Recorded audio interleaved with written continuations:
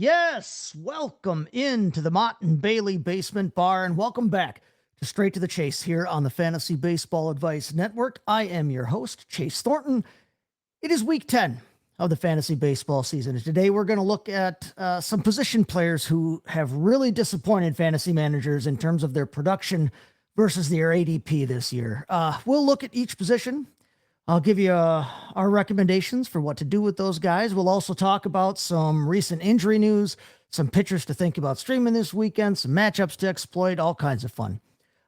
Before we get started, I want to apologize to my viewers. If you're watching on YouTube and you're not just listening to the podcast, if you're actually watching us, I am not trying to win a President Chester Arthur lookalike contest.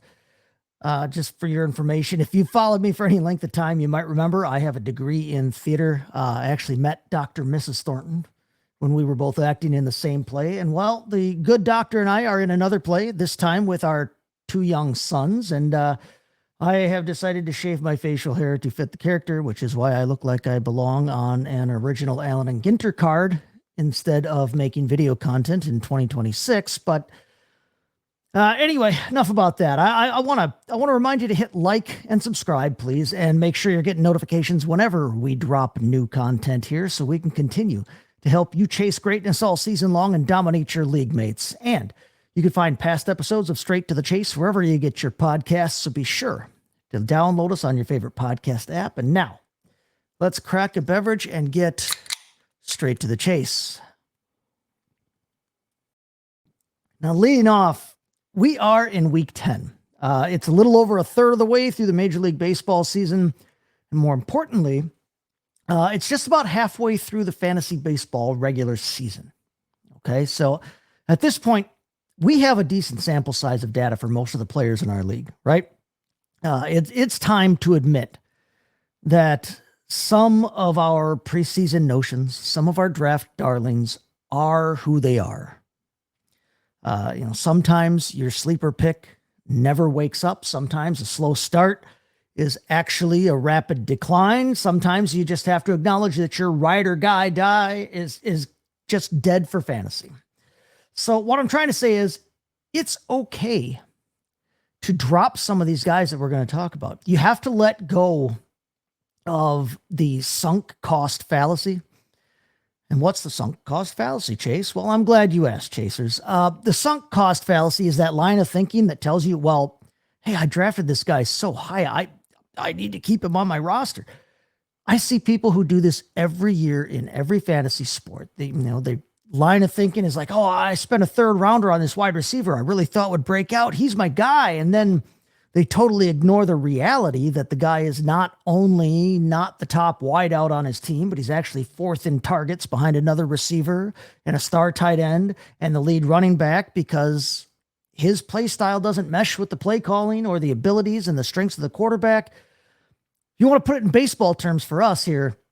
Maybe you really believed in a guy, but now he all of a sudden finds himself in a platoon situation for whatever reason, or he was dropped in the order for a lack of production. So now not only is he not producing, but he's getting even fewer opportunities to not be producing what you wanted him to produce in the first place. Or, you might have drafted a guy with multiple positional eligibilities and you were going to play one of them full time for you at one position, but his numbers just maybe don't stack up to the other options at that position or to the players that you already have on your roster at his other eligible spots. And maybe you drafted a guy to contribute in a specific category and he's just not giving you what you need for that category while actually dragging you down in others. Oh, I thought he was going to be a big base stealer. And now he's not only not getting on base and stealing bases, but he's not hitting for any power. He's not contributing anything to my batting average or on base for sure, whatever, however your league does your categories. But the converse is true too, but it's kind of rarer, but it does happen, where fantasy managers sort of refuse to acknowledge that a guy that went undrafted or a guy they took as a bench guy might actually be better than the all-star that they drafted, at least in fantasy, at least for this year, or at least for this moment. But it is important to continually evaluate your rosters, as to who is actually performing and who's not, so that, you can maximize that lineup every day or every week if you're into that sort of ridiculousness. I still prefer daily moves, and roster adjustments, but not everybody plays that way, and there is something out there for everybody. But let's take a look here now at some of the disappointments, and we're going to start behind the plate with Mr. Cal Raleigh. Man, Big Dumper was he was the darling of the baseball world last season, wasn't he? Historic output at the position. I mean, 60 home runs, and that was almost double the number that Shea Langoliers and Hunter Goodman hit. They finished tied for second among catchers. They had 31 home runs each. He had 60. He almost outproduced like both of them combined. Led all catchers with 125 RBIs. That was good for third overall, regardless of position here. He walked 97 times. He scored 110 runs. That put him seventh in the league overall. That was 21 more than the runner-up, William Contreras, had at catcher. And he even stole 14 bases. I mean, how is that for shock? A guy named Big Dumper stole 14 bases for you at the catcher position. That deserves a toast. I mean, there's not much you can really say about that other than that. I mean, just a monster year he had, right? But he finished fifth among all position players in scoring, and it was not particularly close between him and William Contreras. Contreras kind of followed up his own monster 2024 campaign with a pretty respectable second place finish at catcher. He was drafted as catcher 1, finished as catcher 2. You can't complain too much about that.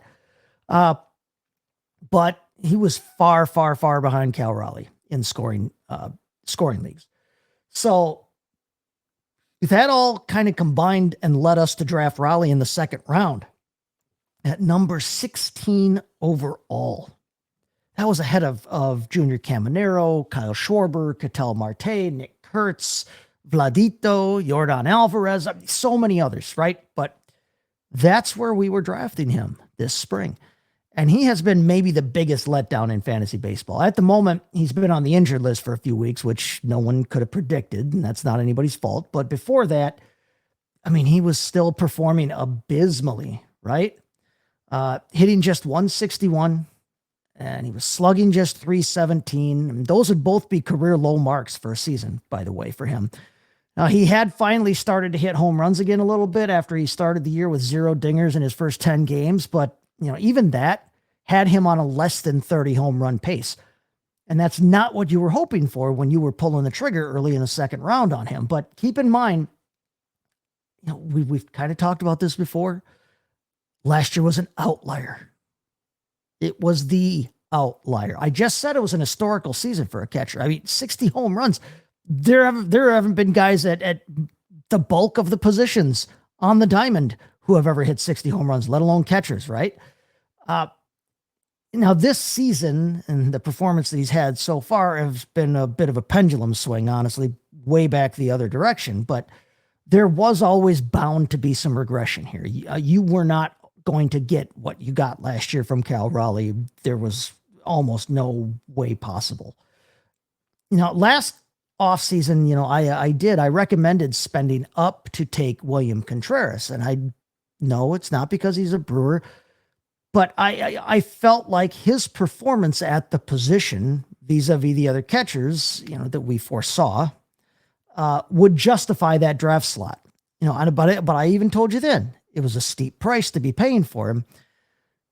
And that was only going in the late third, early fourth round, where we were taking Contreras last season. And I still felt that was steep even for a catcher. Contreras dropped off a little bit last season, but he still finished as a catcher 2 overall. So, I wasn't as worried about him going into last season because we had seen him sustain top level catcher numbers for fantasy for 3 straight seasons, at that point. Now, Raleigh has been a top 10 catcher for several seasons. He's been top 3 catcher for a couple. But I've said it before. I've said it on this show. I've said it on Operation Domination for football, on From the Forum, on everywhere I've been, just about. Don't draft the outlier. Raleigh was never going to replicate last season's magic. It was not going to happen. And even if you were putting together a catcher 1 type season this year, you still wouldn't have gotten any real value returned for at least another 3 rounds after he went. I mean, there was no reason to be taking that catcher there at that point. Contreras went at 56 overall this season as catcher number 2 off the board. Shea Langoliers is currently your leader in points scoring for backstops here, and he went at 69 overall. And we went out, we spent pick 16 on Cal Raleigh, thinking that 60 home runs was his new norm instead of, half that total, which had been about what his normal was and should be. That's what we should be looking and hoping for from him. So what do we do with him? Well, I mean, he's slated to begin a minors rehab assignment this week or within a week here. I think by Sunday, I believe he's supposed to be sent out on assignment there. So if you've been keeping him on your IR or if you've been shortening your bench, hanging on to him, I'm going to suggest you keep doing so. Okay. He's not going to return you second round value. That's not going to happen this season. That's obvious. But he's consistently not only been an above replacement value, but a fantasy asset as a catcher. I just told you, he's got a string of top 10 and even top 3 seasons behind him.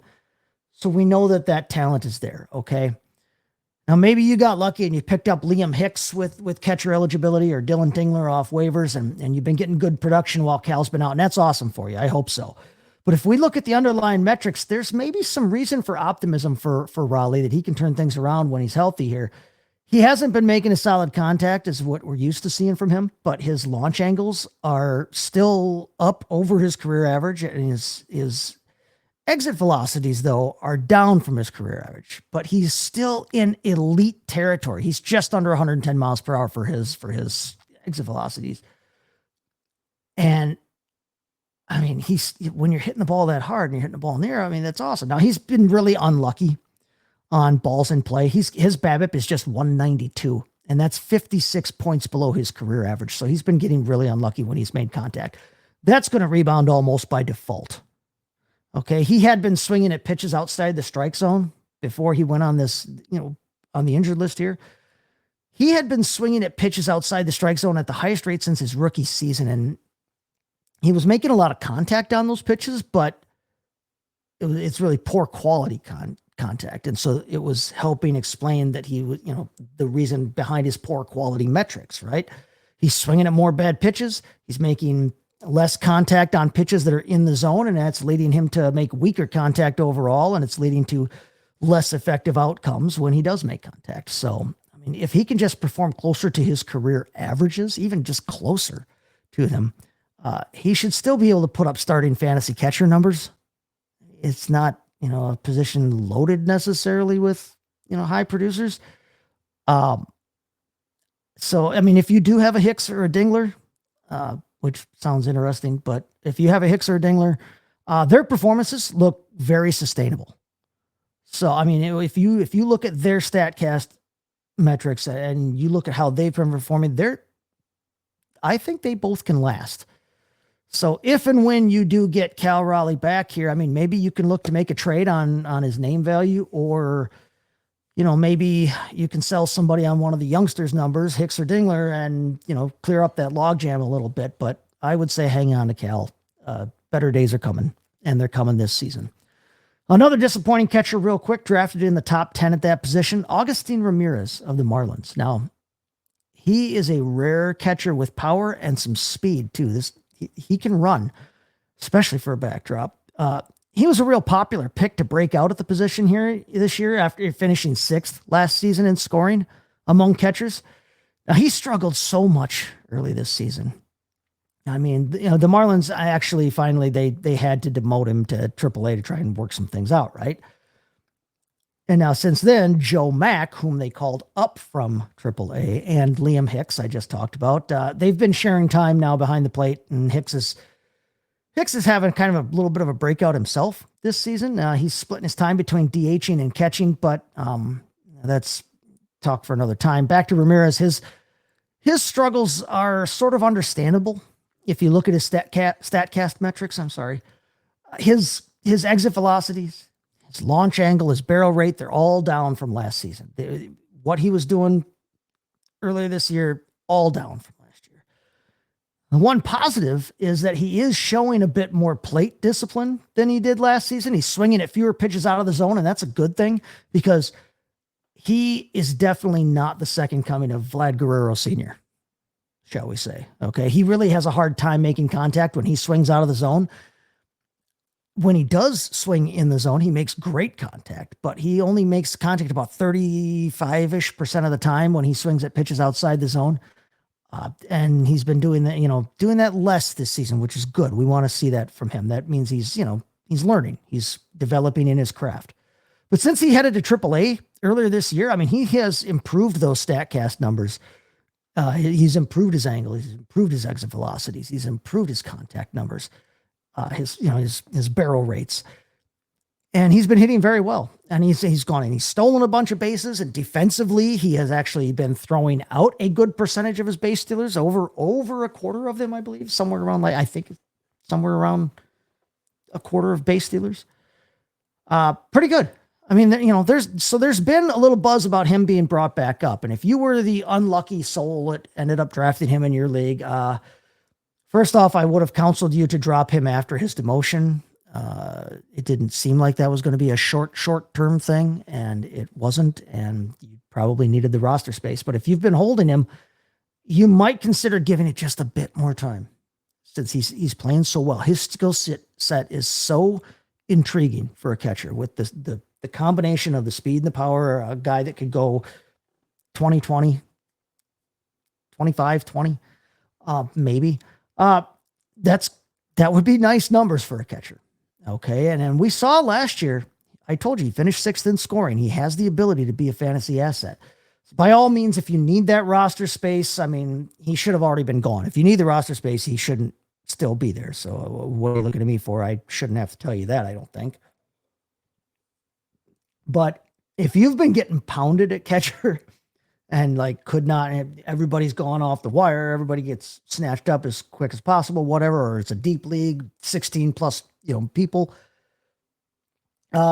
he could represent some potential redemption here if he gets another shot at Miami this season. So keep an eye on it. Real quick here. So let's move over to first base real quick, where the starting point here has to be Vinnie Pasquantino, doesn't it? Now, I love me some Vinny. I mean, I recommended him last year as my first base 7. And that was last off season now, not this last off season.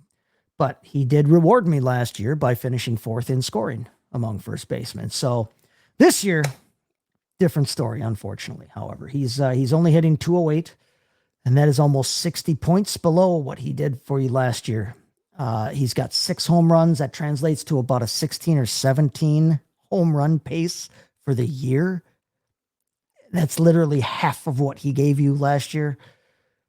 If you want an immediate silver lining for Vinny, he does have a career high 2 stolen bases. So he's got that going for him, which is nice. But that's about where the silver linings are going to end with Vinny here. His K rate is a career high by far. His exit velocity is way down. His launch angles are way up. His swing just honestly feels all messed up. It's got him hitting fly balls more often than he ever has in his career, but he's not hitting them with his usual, authority. And so we're not getting a lot of harmless flyouts. We're not getting what we used to get out of him. We're not getting the home runs. We're getting harmless flyouts and pop outs, right?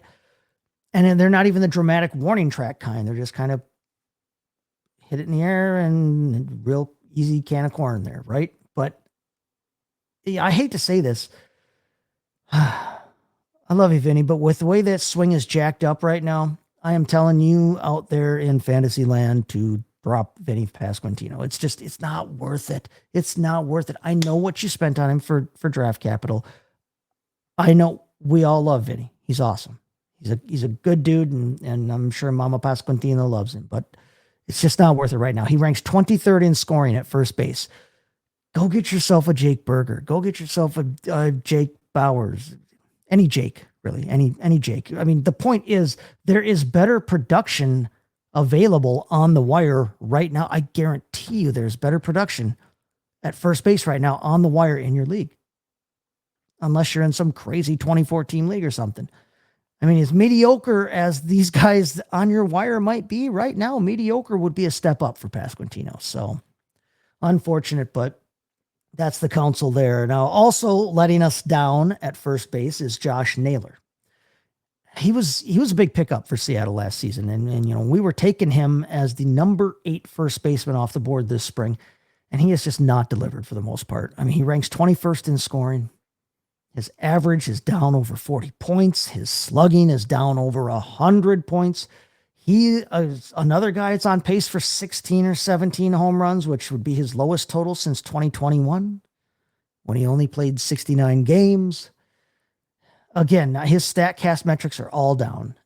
And on top of that, he's pulling the ball more than he ever has before, instead of driving the ball up the middle like has been his career MO. That's been where he's really made his bread and butter. Yeah, and like Vinny, I mean, his dead swing just seems all out of whack. I'm going to tell you again, like I said at the beginning of the show, you can feel free to drop some of these guys. Feel free to drop him. I mean, there's better production available out there, unless you drafted Naylor purely for like a stolen base boost, which is like literally the only thing he's doing well and giving you at the moment is stolen bases, especially for a first baseman. But yeah, again, Vinny, and it's sad, but Vinny and Josh Naylor, yeah, get rid of them both. So on to the middle infield, we're going to say that 2 names rise above the others. Aloft on an updraft of their own putrescence, to coin a phrase there. I'm talking about Jose Altuve and Bichette. Okay. Now, Altuve has been injured here recently, and that's not, again, anyone's fault, but even before that, he is starting to look like a player in decline. Okay. The diminutive one just turned 36, and he honestly looks at this season. He's actually making good contact with the ball, but his launch angle is by far the lowest of his career, and so is his speed score. So when you're hitting the ball on the screws, but it's on the ground right at the defense, and when you pair that with the reduced speed, I mean, his struggles aren't all that mysterious, right? I mean, maybe he comes back from this injury and he's refreshed, and raring to go. I mean, he is due to take batting practice this week, and he might be able to return. There's a chance he could return without really going on a rehab assignment. I told you he's making good contact. I'm going to say trust the veteran for a little while longer, but watch him. Watch him. If the ground ball trend continues, if that keeps up, I would try to capitalize on his name value in a trade here before you just go on and cut him loose. But watch him for a while, because he's been getting unlucky. He's making contact. I think better days are ahead. But if that ground ball trend keeps up, then yeah, no, pull the trigger. And as for Dante's baby boy, Bichette, he seems like he's had a little bit of trouble adjusting to the Big Apple, right? I mean, he's slugging at the lowest percentage of his career. He's just not giving you much at all in the way of power. But there is reason for optimism here, okay? Now, Bichette's only 28, so he's not suddenly getting old on us necessarily, all right? And his Statcast numbers all look great. They're all right in line with last season. They're all right in line with his career averages. And here's the thing. He's carrying a BABIP, a batting average on balls in play, of just 239. And that is 30 points lower than the previous worst mark of his career in that stat. And that's over 100 points lower than last season. His career batting average on balls in play is 331. He's hitting 92 points worse than his career average when he puts the ball in play. So this is one here with Bichette. I'm going to tell you to hang on here. Hang in there with him, okay? That luck on balls in play has to change, okay? It has to. And one thing I think that would help him, in contrast to Josh Naylor, I don't think Bichette's pulling the ball enough. He's kind of just spraying fly balls around instead of ripping line drives, to the pull side all the time. But if he can get that figured out, he's making the contact. His luck has to turn around here at some point. Everything points to it. He should be just fine. Stick with him. Now in the outfield, let's talk Fernando Tatis and Brent Rooker real quick. Okay, first Tatis, okay? He's technically still performing at a starter level. I mean, you likely are starting 3 or 4 outfielders in your league. I know some leagues start 4. You've got the ability probably in most leagues to at least start 4 with a utility slot or a DH spot with a guy that pulls double duty. But, I mean, he ranks 34th, though, among outfielders. If you're in a 10-team league, that's not a starting outfielder. And that's not what you need from a guy that you took with an early second-round pick. Now, his new stance, he's got a new batting stance. He closed things off, and he's brought his feet in a lot, and just it's kind of really stripped all the power away from the contact that he is making. I mean, he's actually, if you look up his numbers, he's actually swinging the bat harder than he's ever swung before. His bat speed is the highest it's been. But because of that shape of that stance that he's in and the way that he's swinging hard, it feels like it's lengthened his swing up, and he's not really squaring the ball up well when he does make contact. So, you know, what might be the biggest WTF of this whole thing with him? Everything, you combine it all, it is contributing to a launch angle of just 1.7 degrees. That is microscopic. That's almost unfathomable. Now look, I told you he's still a starter level fantasy piece at this point, but this iteration of him is not pretty.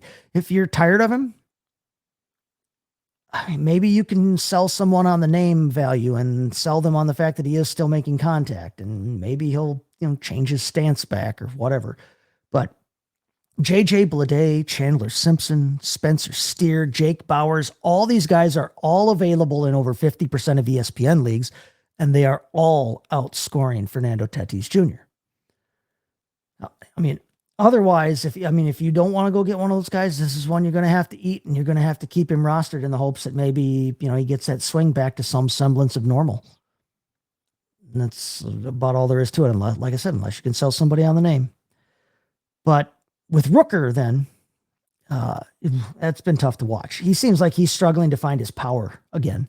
After he's been dealing with he had an early season oblique injury. I know we've talked about it. I've brought it up, I think, just about on every episode this season about oblique injuries and how they are just a bane of a baseball player's existence, because obliques are all about rotation, and baseball is a sport that is centered around torso rotation. So he looks like he just can't get his power after that, though. He's another guy who his exit velocity has dropped a lot while his launch angle has gone sky high. And, his contact rates are all down too. He's striking out a ton. I mean, he has been awfully unlucky, though, on balls in play. Again, another guy. He's hitting 70 points below his career BABIP there. So, I mean, that's there if you're looking on the bright side. I honestly wouldn't blame you at this point if you want to turn him loose. He's been on a pretty cold stretch here, too. He's been like a 1 for 21 slump as of me recording this tonight. And I just gave you a list of guys who are widely available, and they're all outperforming Brent Rooker. And it's tough to do, but I gave you the list. Feel free to shop from it, right? Looking at injuries real quick. We'll move on. We'll talk about some injuries to be aware of. You have to start with Aaron Judge and his bone bruise. If you haven't been paying attention, he has now missed 2 games as of, the taping of this program, before the Yankees even announced that now he's got to go in for more testing. They want more imaging to see what's going on with his ribs and with that bone bruise. And that would be a killer if he were to miss significant time. I mean, he's the number 2 overall pick by ADP, and he's not giving you last year's performance, but he's still Aaron Judge. He's still scoring in the top 12 of all hitters. If that's a down year, don't sue the guy. But yeah, so you obviously you have to hang on to him. You're not doing any, you're not trying to shop him or anything like that. Like you hanging on for dear life. And now you just hope that we get good news back on what's going on with this rib and this bone bruise so that he doesn't have to miss too much time. It'd be nice if he was back within a week here and not significant stretch. Garrett Crochet has a low-grade lat strain and is probably out till mid-July. That's painful, no pun intended. So you won't have him available for a while. Corbin Burns was hoping to return by August from a Tommy John surgery last season, but he just strained his teres major during his rehab. They had been getting decent news on him in his rehab, and now strains a teres major muscle. That's kind of like a back shoulder. Think your shoulder blade area kind of muscle, I think. But he's probably out till September, and that's at the best case scenario. So if you drafted him and you stashed him hoping you were going to get like a Cy Young level boost back for the playoff push, you can file that idea somewhere uncomfortable because that's where you're going to have to take it right now. It's not worth keeping him around right now. You can feel free to let him go in redraft and in redraft leagues. But in positive injury news, real quick, we already told you about Cal Raleigh and Jose Altuve and that they're going to be starting rehab stints here. Corey Seager, Wyatt Langford, Francisco Alvarez, Max Muncy, they're all currently out on rehab assignments. The Blue Jays triumvirate of pitchers are all on assignment, and get this, they are all scheduled to possibly make consecutive starts for AAA Buffalo this week.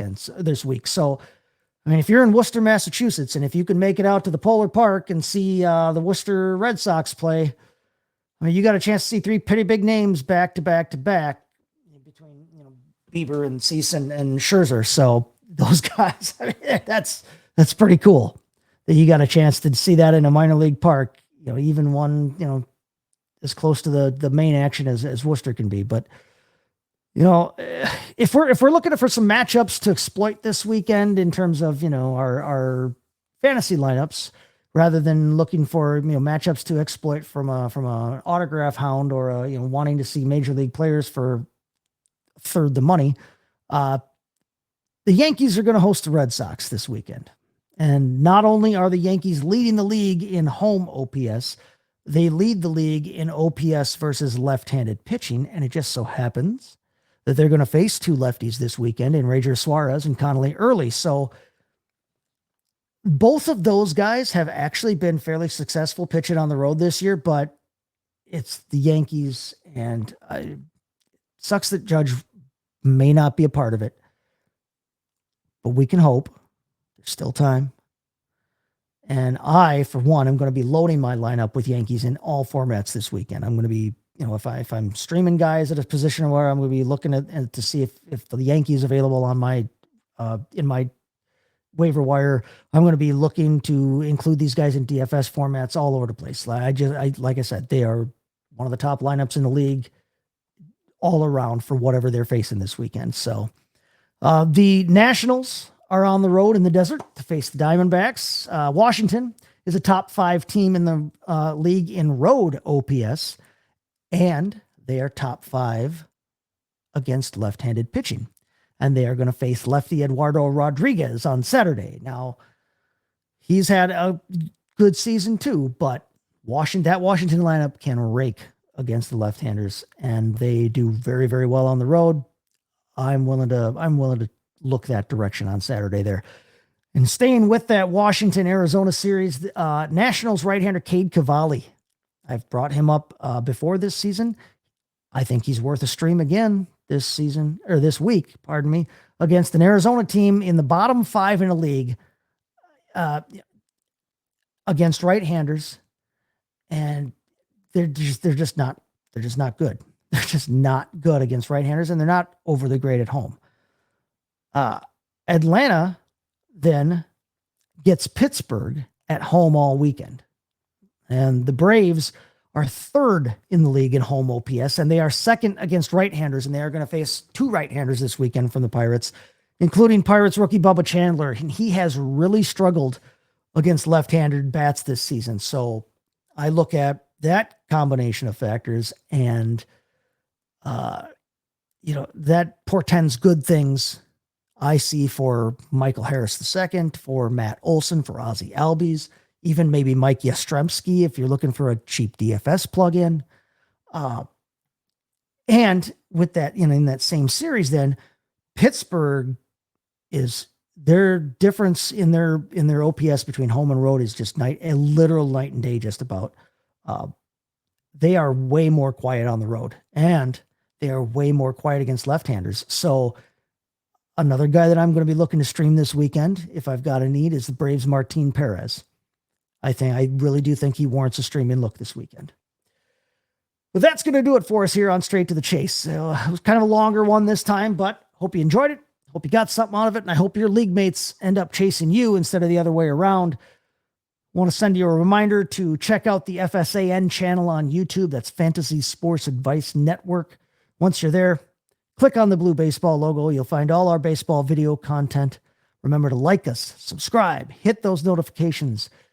You can look up Straight to the Chase on your favorite podcast app, and please go to podchaser.com, search for Straight to the Chase, leave us a 5-star review. Then get yourself over to fantasybaseballadvice.com. You're going to find all my baseball content over there, my podcasts and articles. Sign yourself up for a Pro Plus membership. You're going to get access to all of our articles, all of our rankings, all of our video content for football, basketball, baseball. We've got a lot of good things, a lot of new things happening over the Fantasy Sports Advice Network. So, there's going to be other sports and other content coming forward as well. So get over there, get yourself a Pro Plus membership, be a part of that. And you're also going to get access to Sellout Crowds. That's our all sports, only sports social media app. And you can connect on that with other fantasy sports enthusiasts and content creators, myself included. Pro Plus members are going to get our rookie guide. They're going to get 10% off, and they're going to get free shipping on all orders from the FSAN shop. And they're going to get automatic entry into a Jersey Prize Fantasy League this fall. Again, that's included with Pro Plus membership over at fantasybaseballadvice.com. You can follow me personally everywhere at STTChaseFFB, like it says down there on the crawl on the social medias. But until next time, we are going to get up, get out of here, gone. We are here. FantasySportsAdvice.com, offering the best fantasy sports social media platform. Why join endless Discord communities or the trolls of Reddit? Fantasy Sports Advice is a community designed to help you win with 24/7 support. Go to FantasySportsAdvice.com and become a pro member for unlimited access. Again, go to FantasySportsAdvice.com today.